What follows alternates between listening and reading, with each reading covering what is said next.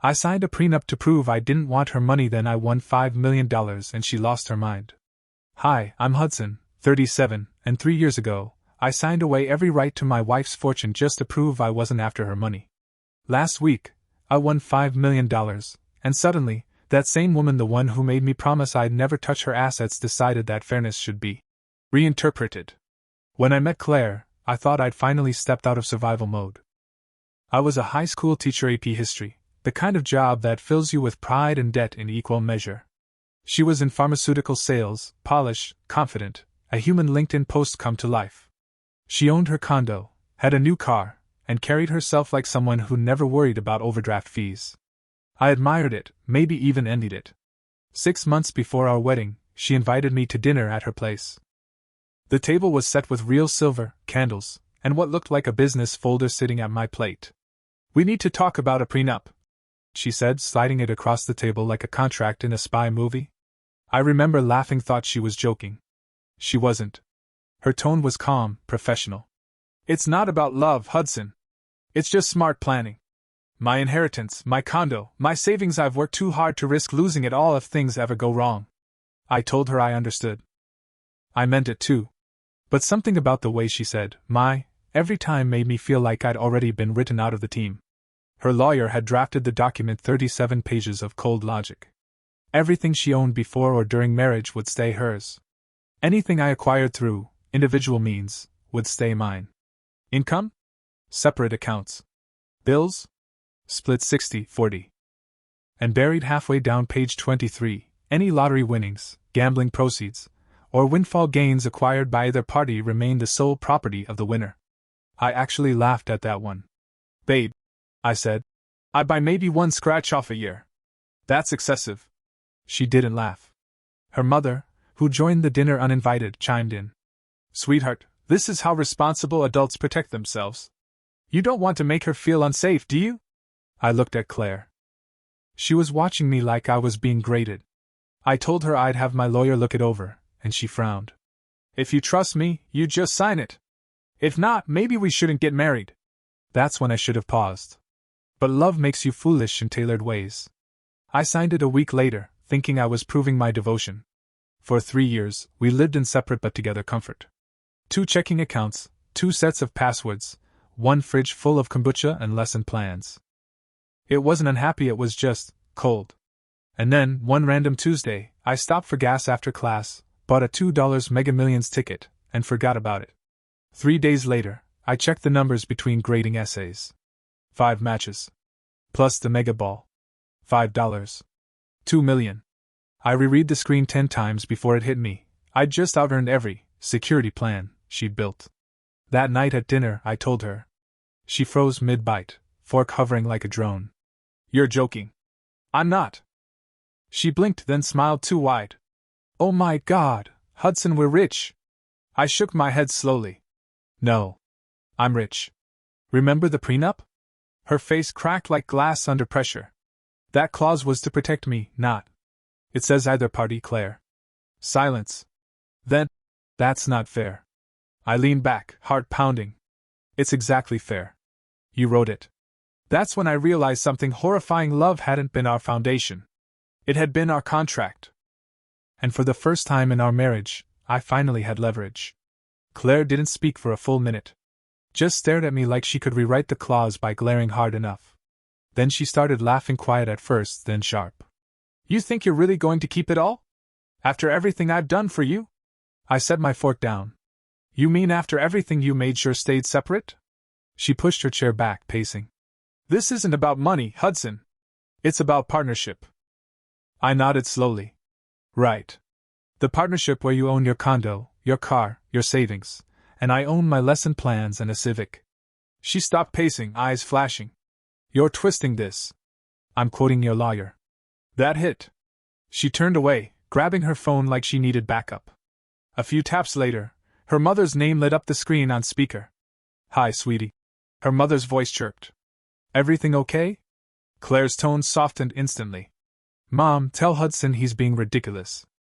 He thinks the prenup means he gets to keep all the lottery money." A pause. Then the voice hardened. "That's absurd. That clause was to protect Claire's assets, not give you permission to be greedy. I almost laughed. Ma'am, your daughter's the one who made sure every penny was separate. Don't get smart with me, young man. That money belongs to your marriage. It belongs to the person who won it, I said calm. Her lawyer made sure of that. Silence.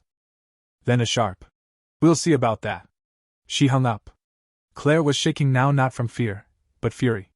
You really think you're going to humiliate me like this? I'm not humiliating anyone.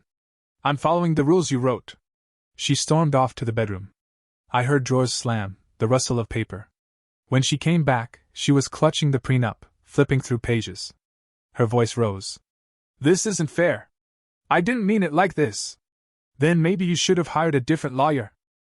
She threw the folder at the table so hard the papers fanned out. You think you're so clever. No, I said quietly. Just finally equal. That night, she didn't come to bed. She sat in the living room until sunrise, scrolling on her phone, probably Googling how to overturn a prenup. I lay awake, staring at the ceiling, realizing the woman I'd married couldn't celebrate my win because it didn't benefit her. By morning, the honeymoon stage of this argument was over.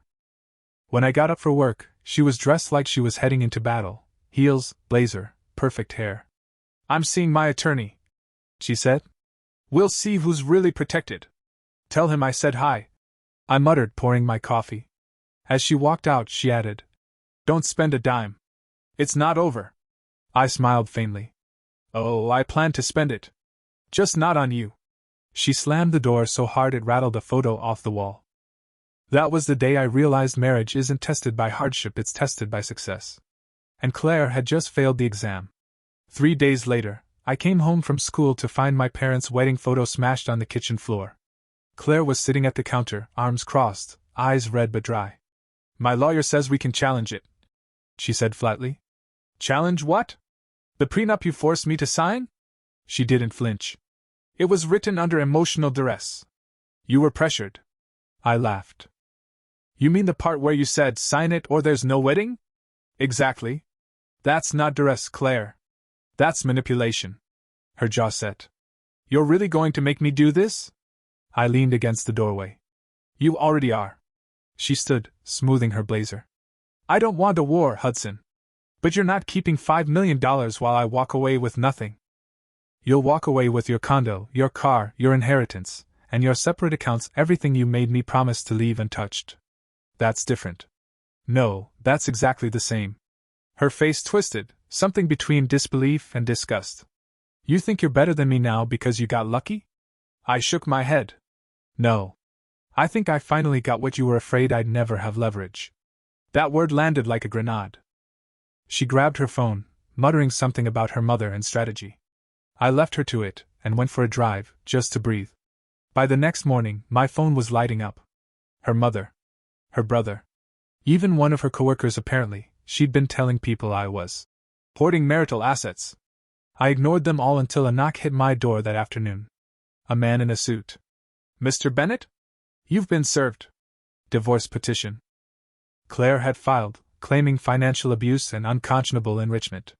I just stared at the papers, half laughing, half nauseous.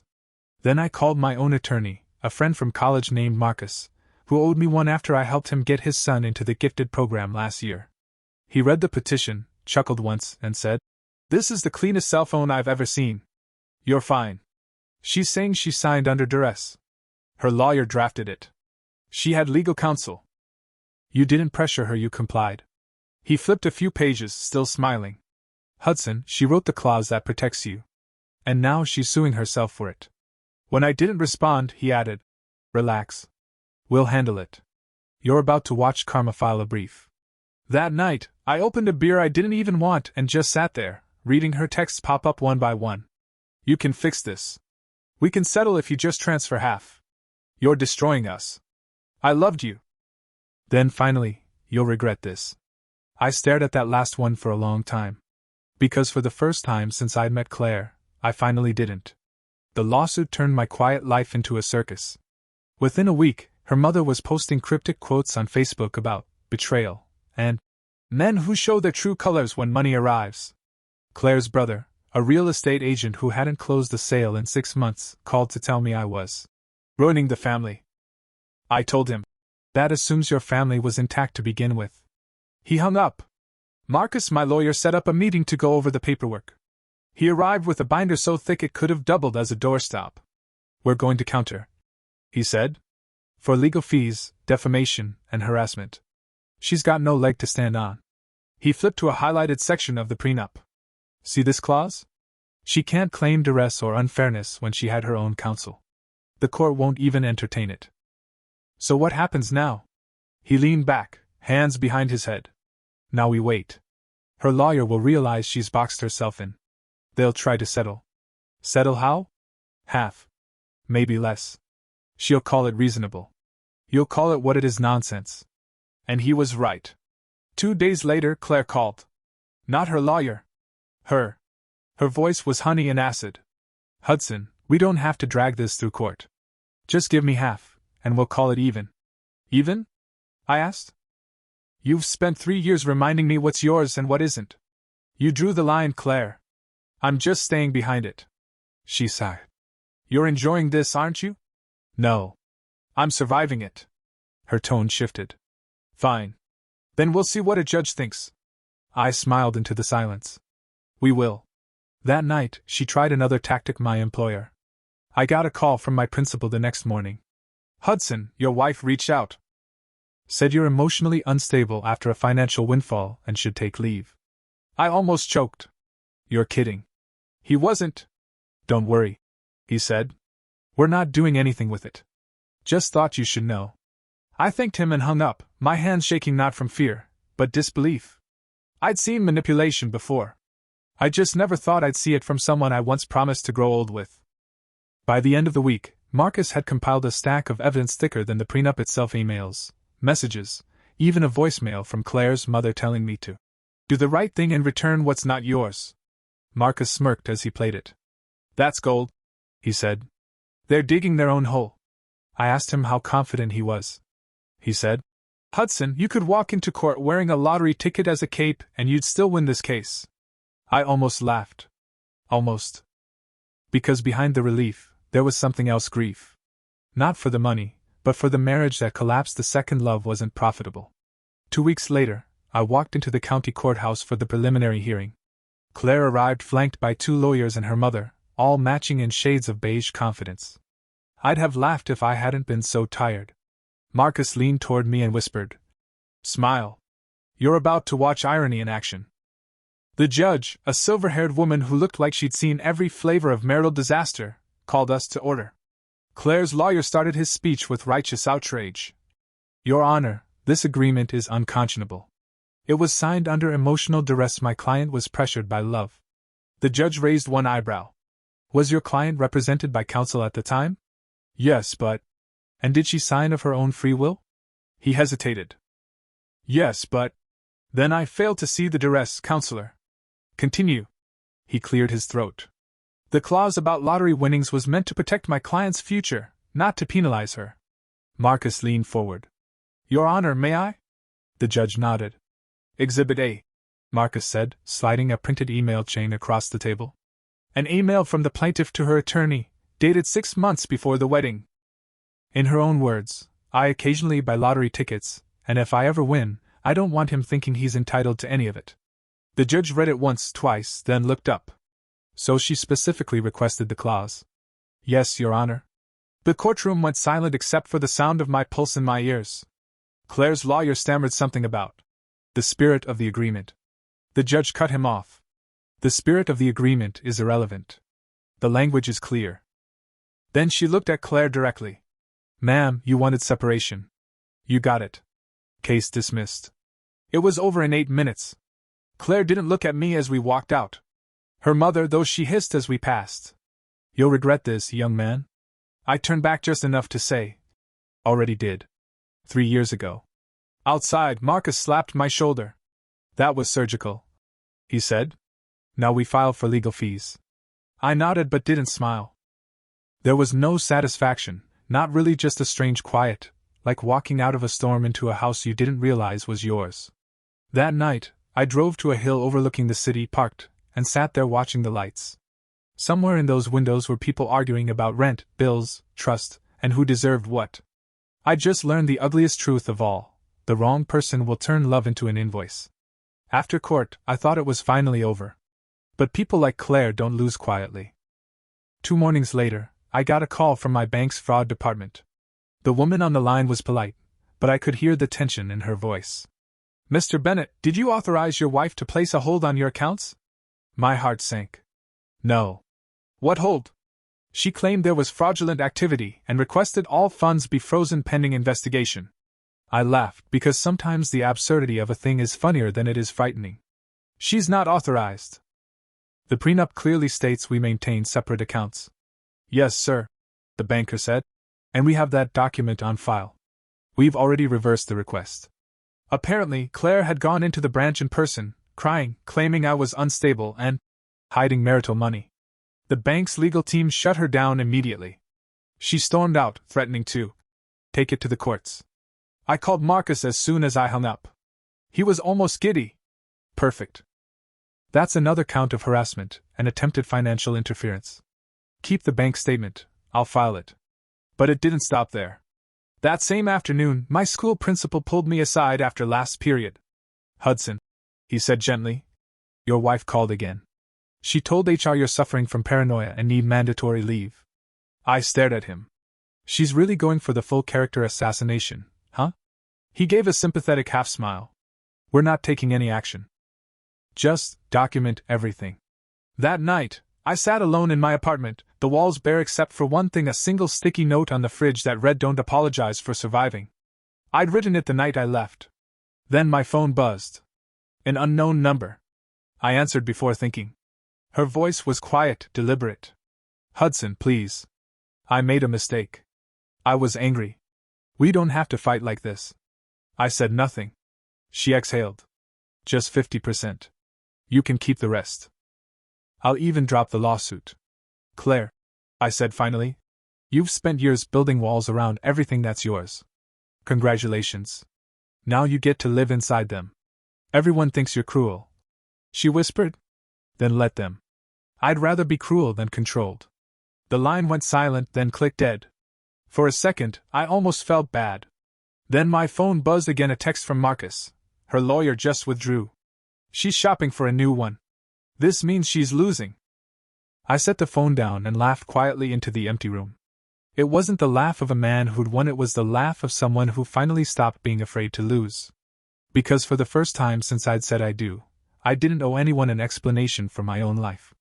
3 weeks later, the second hearing was scheduled, this time for her emergency petition to freeze my assets.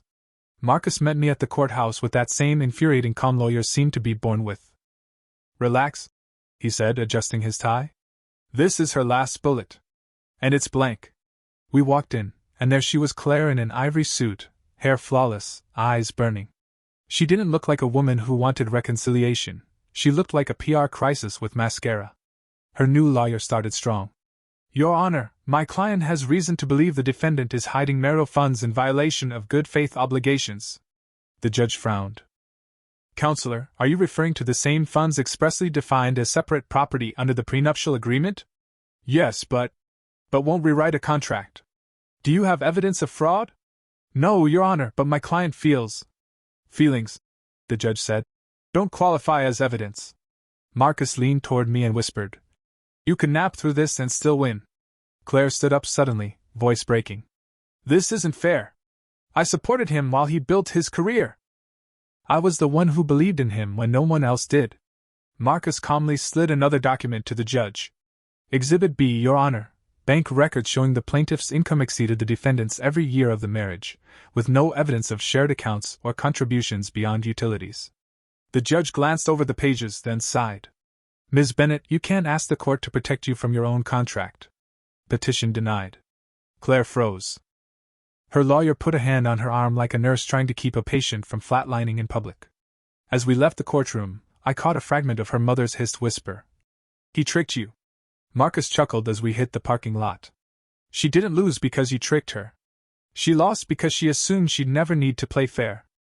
That night, I went home, poured a drink, and scrolled through my phone's gallery: photos of lesson plans, my classroom, the old Civic, a dozen quiet years of showing up for everyone but myself. Then there it was, A photo I'd taken the day I bought the lottery ticket. The receipt crumpled in my hand, still gas station coffee on the dashboard. I looked exhausted and free. Marcus texted me around midnight. We'll file the countersuit in the morning. Sleep well, millionaire. I stared at the words until the screen dimmed. For the first time in a long time, I realized I didn't need to explain my worth to anyone, least of all the woman who tried to monetize my luck. When the dust finally settled, the silence was strange. No more threats. No more emails from her lawyer. No more late-night calls pretending to be remorse. Just quiet. And then just when I started to exhale, Claire broke it. A knock on my apartment door, sharp and familiar. I opened it to find her standing there in jeans and an oversized hoodie, eyes red, makeup gone. Not the Claire who negotiated contracts, but the Claire who once danced barefoot in our kitchen before the world made her brittle. I don't want your money, she said softly. Not anymore. I didn't answer. I just waited. I lost my job, she said. I told HR too many lies trying to explain what happened. Mom's furious. Everyone thinks I'm crazy. I didn't know where else to go. She started crying then, not the performative kind, but the hollow, shaking kind that has no audience. I hated that part of me, still wanted to comfort her. That some muscle memory of care still twitched. Claire, I said finally, I'm sorry you're hurting. But coming here isn't going to fix it. She looked up, mascara streaked like old ink. You really won't help me? I sighed. I spent 3 years loving someone who built a moat around herself and handed me a bucket. I can't rebuild your bridge for you now. Her lips trembled. You sound just like your lawyer. Good, I said quietly. He listens. She looked around the apartment, scanning the blank walls, the unopened boxes, the space where my life was starting over. So that's it? You get everything? No, I said. I get peace. She flinched like I'd hit her, then nodded slowly. You'll regret this. Maybe, I said, but at least it'll be my regret. She left without another word. When the door shut, I stood there a while, waiting to feel vindicated. But what I felt was something quieter, grief for the version of her I thought existed. Grief for the man who used to bend himself into shapes to keep her happy. The next morning, Marcus called with news. She dropped the countersuit threat, he said. But she still owes your legal fees. I'm sending the paperwork today. Thanks, I said. You did good, Hudson. I looked out the window at the sunrise bleeding over the city. No, I said. I just stopped doing bad for myself. That weekend I packed a bag and drove to the coast. No destination, no guilt, just the hum of tires and time. At a rest stop, I saw a gas station sign that said, Mega Millions Jackpot $62 million. I smiled, bought another ticket, and tucked it in my wallet, not for luck, just as a reminder. You can't buy freedom, but sometimes, if the odds are kind, it buys you a mirror. And when you finally look, you realize you were never chasing money. You were buying back your self-respect. 6 months later, I was no longer the guy who won the lottery. I was just Hudson again, only lighter, sharper, the version of myself I hadn't met in years. I'd taken a leave from teaching and used the time to travel, invest wisely, and breathe. It turns out the real jackpot isn't the check, it's the silence after you stop apologizing for your own good fortune. Claire's lawyer eventually reached out one last time, a formal email saying she'd agreed to a settlement on legal fees. $85,000. Paid in installments. My lawyer forwarded it to me with one word in the subject line, closure. I didn't even reply. Instead, I drove to my parents' house. My dad was in the backyard fixing a fence that didn't need fixing, the way retired men do when they miss purpose. Mom was on the porch with her coffee, watching birds and pretending not to worry about me. When I told them everything was finally over, she smiled, small and tired. You know, she said, your father and I worried that winning that kind of money might change you. I grinned. It did. Just not the way anyone expected. Dad clapped my shoulder. You handled yourself like a man, son. Proud of you. That hit harder than the jackpot ever could. Later that night, alone on my couch, I opened the envelope from the lottery commission, the one with my name on it in bold, black print. I stared at the check stub, then at my reflection in the window. I wasn't thinking about cars or houses or revenge. I was thinking about the last 3 years, about how easily love can turn into ownership, how fast generosity becomes leverage. Claire had spent our marriage protecting her independence. I'd spent it trying to prove I wasn't a threat to it. In the end, she lost her control, and I found mine. Some nights I still wonder what would have happened if she just smiled that night and said, "Congratulations." If she'd meant it. Maybe we'd still be married. Maybe not. But I've learned that some people only love you when they're richer, smarter, or stronger, and the moment you outgrow their script, they rewrite you as the villain. I'm okay with that. Because every villain in their story is just a survivor in his own. A year after the first hearing, I sat in a courtroom again, but this time it wasn't as the defendant. It was for the countersuit Marcus had filed months earlier: harassment, defamation, and attempted fraud. The irony was that the same woman who'd once lectured me on financial literacy was now being sued for financial misconduct. Claire showed up late, wearing black like it was a funeral. Maybe it was, in a way. She didn't look angry anymore, just hollow. Her lawyer, a third one by now, kept whispering strategy in her ear while she stared at the table. I didn't feel hate anymore. Just distance. Like I was watching a stranger reenact a story I'd outgrown.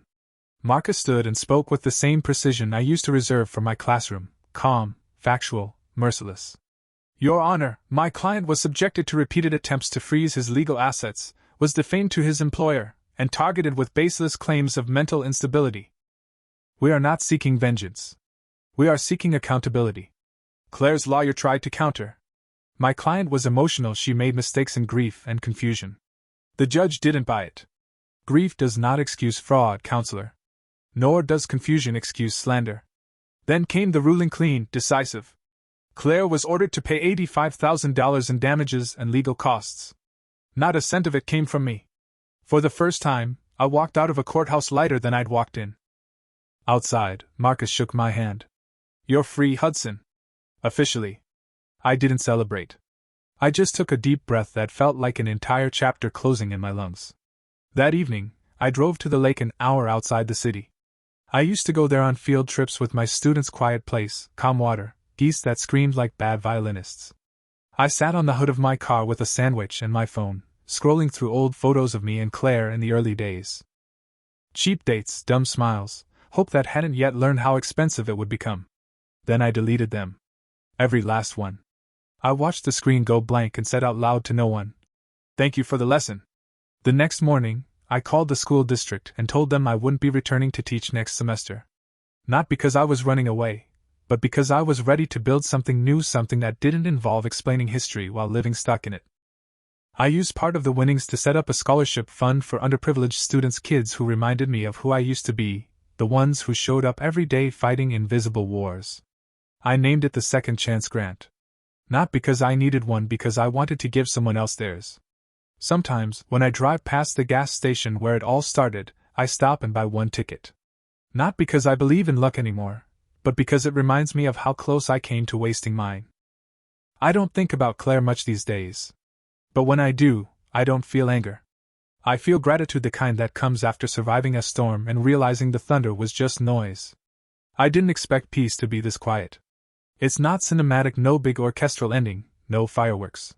Just morning light through cheap blinds, the hum of an old refrigerator, and a sense that nothing urgent is waiting to collapse. A year after the final court ruling, I'd become something I didn't recognize: calm. I'd stopped checking my phone for updates that weren't coming.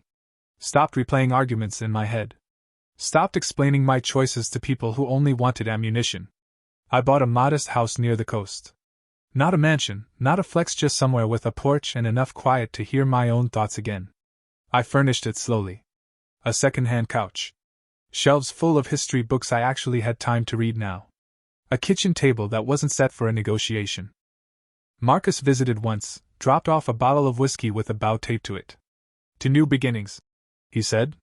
I told him I was starting a small education foundation, a scholarship for kids who remind me of who I used to be: smart, broke, and underestimated. He smiled. "That's better than winning twice." He was right. I named it the Hudson Grant. It wasn't about money, it was about giving someone else a start that didn't come with strings attached. The first recipient was a girl from my old school district, raised by a single mom, brilliant, exhausted, and stubborn in the best way. When I handed her the certificate, she cried and said, "No one's ever bet on me before." I told her, "They just did." That night, driving home, I realized something that made me laugh out loud in the car. Claire had spent years protecting herself from imaginary loss. I'd spent those same years trying to prove I wouldn't take from her. And in the end, she lost everything she tried to hoard, while I gained everything she never understood how to give. Sometimes, life really is that poetic. These days, I still buy the occasional lottery ticket not because I need another win, but because I like remembering that even ordinary choices can rewrite your story. Peace isn't loud. It doesn't announce itself. It just sits beside you one morning while you sip your coffee and realize you've finally stopped waiting for the other shoe to drop. And for the first time in my life, I don't need anyone else to tell me I've landed on my feet. 6 months after launching the Hudson Grant, I stood on a stage in a high school gymnasium that smelled like sweat, floor polish, and possibility. Rows of teenagers filled the bleachers, bored and buzzing, not realizing that this was my favorite place on earth, the start line for kids who don't yet know how far they can run. I told them about second chances. About how one small decision at a gas station changed everything. I didn't mention the marriage, the lawsuits, the betrayal. I just said, sometimes life gives you a test before it gives you the lesson. What you do next, that's the real win. When the applause faded, a boy in the front row raised his hand. So, what did you do with all the money? I laughed. Invested most of it. Spent some. Gave some away. But mostly, I used it to buy time. Time for what? He asked. To be who I actually am. I said. After the ceremony, I sat in my car and watched the students file out into the parking lot, young, loud, unscarred. I thought about the years I'd spent trading pieces of myself for peace that never came. I thought about Claire's face in that courtroom, how fear can make people cruel, and how survival sometimes looks like selfishness until you see it up close. That night I drove to the coast. The sky was washed in lavender, and the air smelled like salt and electricity. I walked barefoot along the sand, my shoes dangling in one hand, my phone buzzing with a message from Marcus. Settlement check cleared. Congrats, my friend. You're officially done. I smiled. Finally. I found a driftwood log, sat down, and let the sound of the waves replace everything else. The water looked endless, patient. Somewhere behind me, the world still spun, bills still came, people still lied, and love still found ways to break and rebuild. I realized I didn't want revenge, or validation, or even another win. I just wanted to keep waking up like this, free, quiet, and mine. A few months later, I found myself standing in front of a small beach house for sale, nothing fancy, just a pale blue place with a white porch and sea glass windows that caught the light like tiny promises. The kind of house that felt like breathing. It wasn't about luxury. I'd seen what more did to people. This was about stillness. A place that didn't echo with old arguments. A space to let the quiet become music. I signed the papers the same day. Paid in full. When the realtor handed me the keys, I felt that same weightless disbelief I had the night I checked my lottery ticket. The difference this time was simple. I didn't feel lucky. I felt ready. The first week, I fixed everything I could. Repainted the door. Replaced the leaky faucet. Lined the bookshelves with the same history volumes I used to stack in my classroom. It felt like claiming parts of myself I'd left scattered along the years. Sometimes, at night, I'd sit on the porch with a drink, watching the tide roll in, and think about Claire not in anger, but as a lesson carved in human form. Some people teach you patience. Others teach you boundaries. She taught me both, the hard way. A letter came one morning in handwriting I hadn't seen since the trial. No return address, but I knew. Claire's script, neat, careful, a little too controlled. Inside was a single page. Hudson. I've been in therapy. I'm working on myself. I don't expect forgiveness. I just wanted to tell you that you were right. About everything. About money, control, love. I hope you're happy. I really do.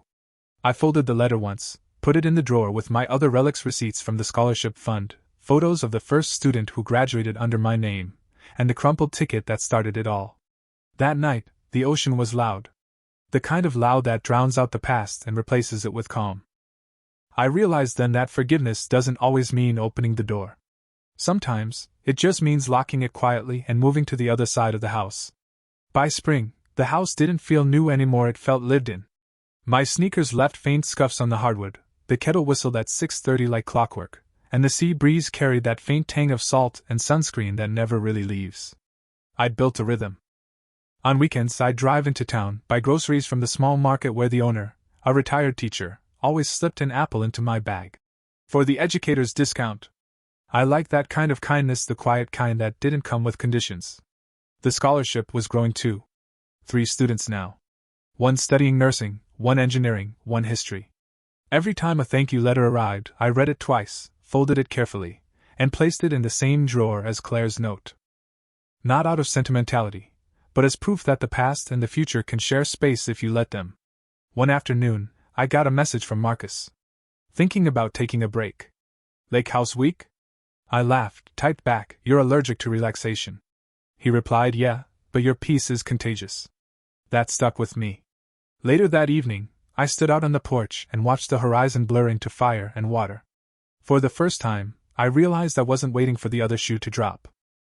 My life wasn't built on contingency plans anymore, it was built on choice. I'd stopped surviving. I was finally living. And that, I decided, was worth more than any jackpot. Summer rolled in soft and golden, the kind of warmth that doesn't demand attention, it just settles. I'd grown used to waking with the light and sleeping with the sound of the waves brushing the shore like slow applause. The house had become more than shelter. It was a pulse, steady and kind. One morning I got an email from the school district, an invitation to speak at their annual educator conference. The subject line read, "The Lottery Teacher, Lessons in Chance." I almost declined. The title felt cheap, like my life could be reduced to a headline. But then I thought about my students, the ones who still wrote to me, and I said yes. Standing on that stage months later, I looked out at rows of teachers, the kind of people who live on caffeine and hope. I told them the truth, that winning the lottery didn't change me. It revealed me. It peeled away everything false until all that was left was what mattered: purpose, peace, and people who showed up without being asked. Afterward, a young teacher approached me, nervous and wide-eyed. "Mr. Bennett," she said, "how do you know when you're happy?" I smiled. "When you stop needing anyone else to confirm it." That night back at the beach house, I watched the tide come in under a fat silver moon. The porch light hummed. The world was quiet again, and for once, I didn't feel like something was missing. I felt complete, but not finished. Because maybe happiness isn't a destination. Maybe it's a rhythm, showing up for yourself, one steady day at a time. I leaned back, hands behind my head, and whispered to the night, "You did it, Hudson. You finally got it right." The waves didn't answer, but they didn't need to. They'd been saying the same thing all along. The night before my 41st birthday, I sat on the porch of the beach house and realized something that stopped me cold. I wasn't waiting for anything anymore. No apology, no closure, no grand sign that the past had finally released me. It already had. I'd just been too busy living to notice. The ocean was louder than usual, churning under a sky cracked open with stars. I had a bottle of wine, a notebook, and a letter from one of my scholarship students, a girl named Kiara who'd just gotten into medical school. "You believed in me before I did," she'd written. "I'm going to make it count." I set the letter on the table beside the faded lottery ticket, both glowing under the porch light like 2 versions of the same miracle, one that changed my luck, and one that proved I'd learned what to do with it. My phone buzzed a name I hadn't seen in a while. Claire. I hesitated, then opened it. A photo. She was standing in front of a small bookstore, holding a handwritten sign that read, "Grand opening, new chapters." No message, no explanation. Just that. I stared at it for a long time. Then I smiled. Not nostalgia, not pity. Just peace. Maybe she'd finally found what I had, something quiet enough to live inside. The wind picked up, carrying the smell of salt and new beginnings. I pulled the blanket tighter around my shoulders and thought about the boy I used to be, the one who said yes to everything, who thought love meant compromise, who confused loyalty with losing himself. I wanted to tell him, "You'll learn." Inside, the house creaked like it was breathing. The kettle hissed on the stove. I poured a cup of tea instead of the wine. No celebration, no guests, no noise. Just me, a porch, a view, and a life I'd built without anyone's permission. When the clock struck midnight, I whispered, "Happy birthday, old man," and laughed quietly into the wind. Because peace, I've learned, doesn't roar. It hums. The morning after my 41st birthday, I woke to sunlight spilling through the curtains like a soft reminder that life still moves forward even when you stop chasing it. The air smelled like salt and coffee. The tide was out, leaving smooth ribbons of wet sand that shimmered like metal in the early light. I sat on the porch steps barefoot, the wood cool under my feet, the mug warm in my hands. I thought about every version of myself that had brought me here: the teacher barely making rent, the husband who said yes too easily, the man who finally said no and meant it. Each one had fought to exist, and for once, I didn't want to erase any of them. They all got me to this exact, quiet morning. The scholarship fund had grown faster than I ever planned. 5 students now. 1 pre-law, 1 engineering, 1 art history, 2 nursing. They sent me updates, sometimes photos, essays, even a postcard from a kid who wrote, "You changed my whole life with a $2 chance." I framed that one in the hallway. People called me generous, but the truth was simpler. I wasn't giving away money. I was giving away the thing I'd spent years learning how to build: freedom. Later that week, Marcus came by, unannounced as usual, carrying 2 coffees and a grin. "You still pretending to be retired?" he asked. "I'm pretending to be content," I said. "Turns out I'm good at it." He raised his cup. "To lucky breaks." I shook my head.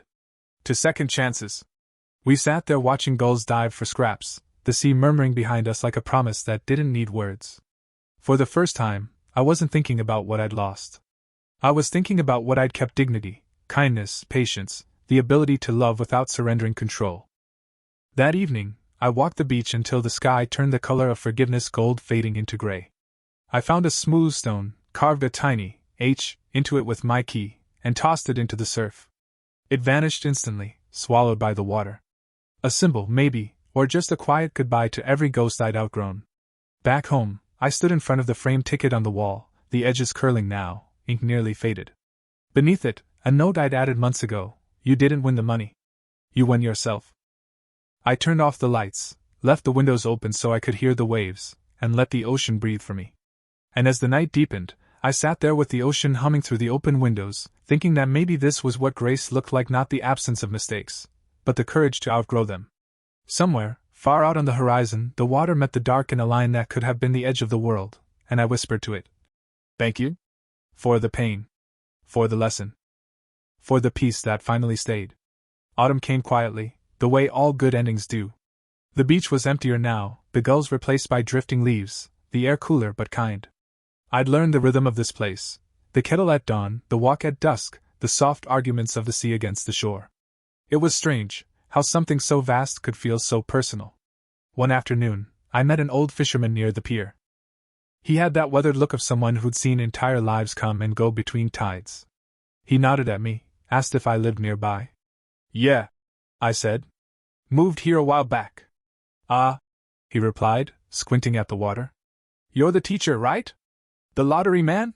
I laughed softly. "I was. Now I'm just Hudson." He grinned, toothless but warm. "Then you're lucky twice."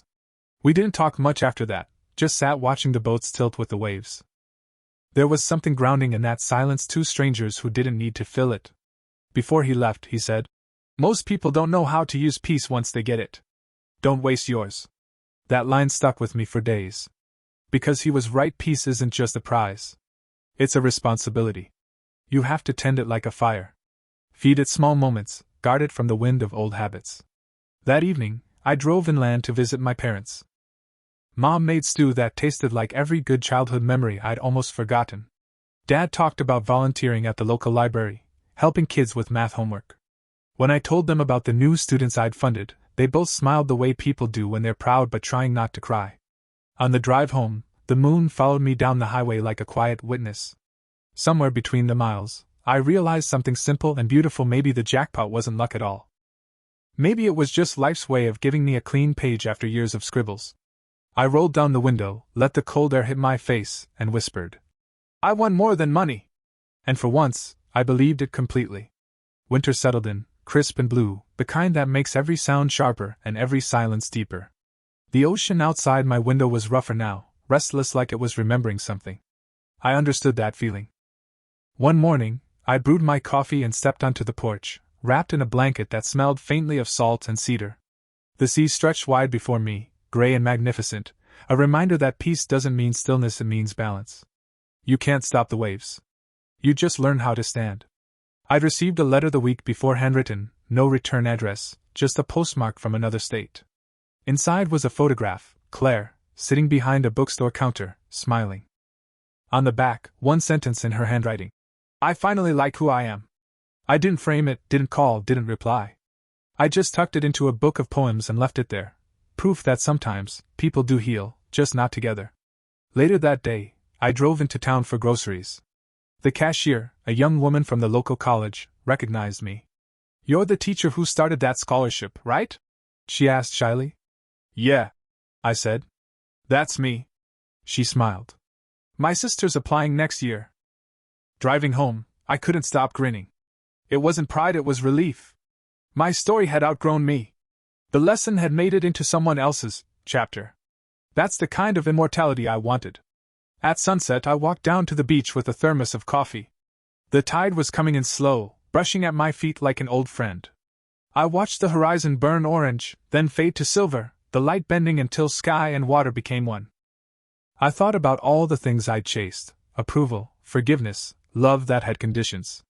All of it led here to a quiet moment where nothing needed to be fixed, explained, or earned. When the first star appeared, I whispered, "You did it, Hudson. You kept your soul intact." The waves hissed against the sand like applause. And for the first time in my life, I didn't wish for anything more. Because peace isn't what you find when the storm passes. It's what you build when you decide you're done being broken.